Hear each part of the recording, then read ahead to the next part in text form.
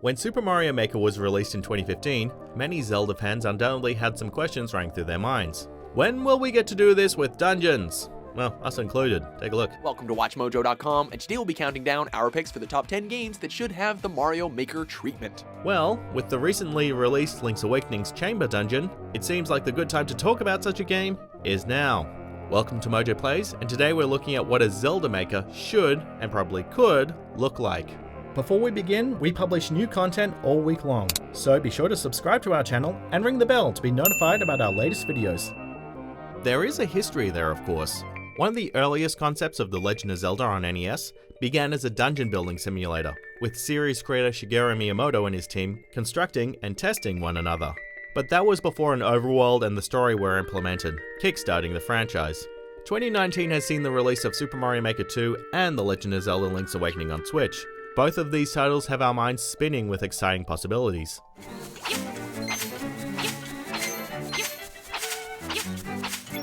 The Chamber Dungeon mode in the Link's Awakening remake gave us a taste of what a Zelda Maker could be. Unfortunately, it didn't come anywhere close to living up to its full potential. Unlike Super Mario Maker, you can't share your creations online, only with friends via Amiibo. Also, unlike Super Mario Maker, you can only use pre-made rooms for dungeons you've completed in the game. It stifles creativity, but nonetheless, it got us thinking. First of all, let's go over the technical aspect. There are a great deal of things a Zelda Maker could learn from Nintendo's chief mascot. Part of the fun that comes from constructing your own Mario levels is the variety of different graphical styles. The Legend of Zelda has been around for almost as long as Mario, and he has seen a fair share of stylistic upgrades. Nintendo would most likely choose to keep the levels 2D in a similar vein out of ease, but that would still leave the original game, A Link to the Past, and a slew of handheld games like the Minish Cap and the Link Between Worlds to choose from. And because the response to the art style has been overwhelmingly positive, they'll probably include the Link's Awakening remake as well. Hell, why not add Cadence of Hyrule while we're at it?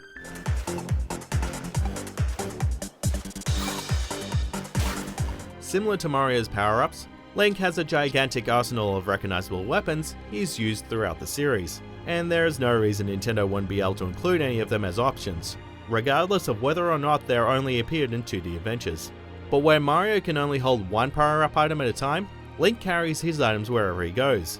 Deciding which he would be able to use for each dungeon, which of them he'd find hidden within, and how he would use them to solve the exceedingly wacky puzzles players invented would make for a truly remarkable game. And whatever items creators let Link use could tie in directly into the different dungeon types. There are some items that Link has acquired that are staples to the series. Items such as bombs, the bow and arrow, and the lantern have all been used by Link to combat typical enemies and solve smaller, more typical puzzles. Then there are the more advanced tools, let's call them essentials. Items like the hookshot, the mirror shield, and hammer. In past Zelda titles, these are usually found within dungeons and are used to solve more complex puzzles and face the final boss. In Zelda Maker, what type of items Link would gain access to could depend on what size of dungeon the players wanted to complete. Link has tackled all manner of different sized dungeons over the years. In Zelda Maker, creators could be given the choice to choose what size dungeon they want to build. There are 3 categories we think Nintendo should include: shrines, dungeons, and towers. Shrines would be the smallest of the 3, and they would require to use only the staple items. Similar to how Link used the Sheikah Slate runes in Breath of the Wild, these shrines could feature a couple of enemies and puzzles that could be solved using the staples. In a closer 2D example, think of these levels in the Four Swords games. Link was only allowed to use one staple item at a time, but could switch them out at certain item pedestals. Due to their size, shrines wouldn't feature any essential items, but they'd be perfect for levels wanting to hop on and complete a level quickly.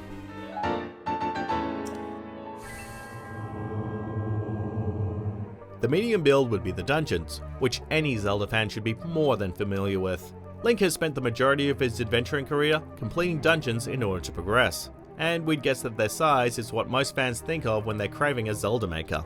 Unlike shrines, the dungeons would give players the opportunity to add different floor levels, and a lot more monsters, and a necessary but hopefully forgiving amount of backtracking.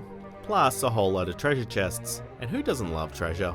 As far as items goes, Link would start with the necessary staples, but there would be 1 or maybe 2 essential items hidden inside that would be required to complete the dungeon. To make sure that those making the dungeons don't accidentally drop an enemy or obstacle that requires the wrong essential item in order to clear, it would be smart for Nintendo to categorize assets based around the essential items. Once an essential item has been picked, enemies or assets requiring other items are grayed out for this dungeon.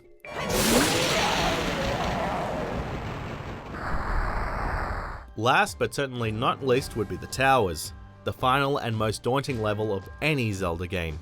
Think of them like Ganon's Tower in any of the Zelda titles, who want to put Link through the most tormenting puzzles and obstacles they could think of on a larger scale, and for the players who truly want to test their skills. We'd like to think that any essential item can be used.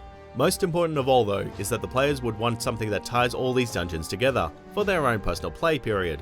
While there was the 100 Mario Challenge and the Endless mode in Super Mario Maker 1 and 2 respectively, for an overarching adventure like Zelda, however, the solution for this may require some out-of-the-box thinking.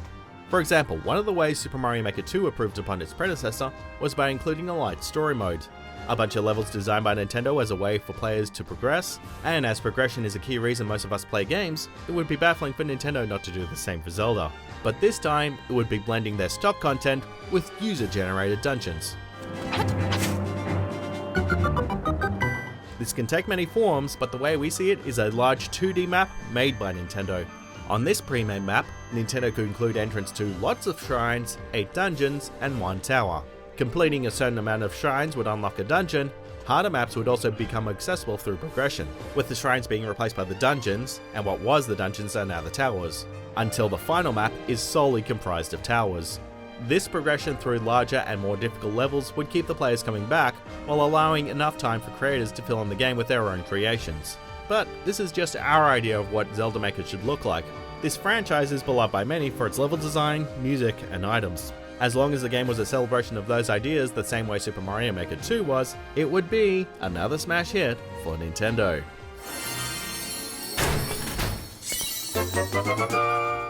Check out these other great clips from MojoPlays. And be sure to subscribe and ring the bell to be notified about our latest videos straight away.